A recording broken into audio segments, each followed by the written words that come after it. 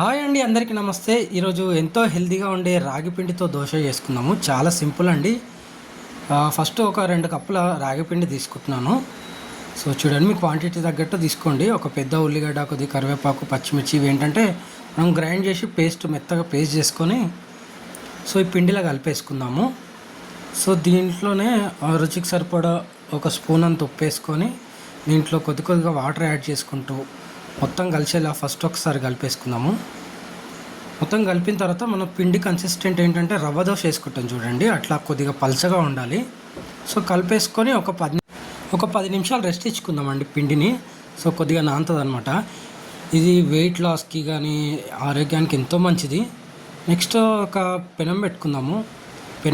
పెనం హీట్ అయిన తర్వాత మనము స్ప్రెడ్ చేసుకుంటూ సైడ్ల నుంచి మిడిల్కి వేసుకుందామండి, మామూలు దోశ పిండిలాగా కాకుండా.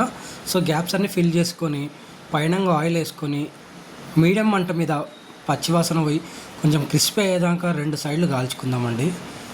చూడండి, ఫస్ట్ ఒకటి కొద్దిగా అటు ఇటు అవుతుంది కానీ రెండో దోశ నుంచి మంచిగా వస్తాయండి. ఇది వెయిట్ లాస్ అవ్వాలనుకున్న, పొద్దున హెల్తీ బ్రేక్ఫాస్ట్ తినాలనుకున్న మంచి ఆప్షన్ అండి. టేస్ట్ మాత్రం చాలా బాగుంటుందండి. ఇది చూడండి, బాగా క్రిస్పీగా ఏగిపోయినాయి కదా.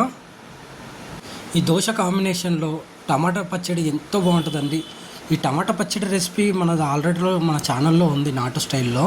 మీకు నచ్చిన చట్నీతో తినండి, లేదా ఆవకాయతో కానీ ఎంతో టేస్టీగా ఉంటుందండి.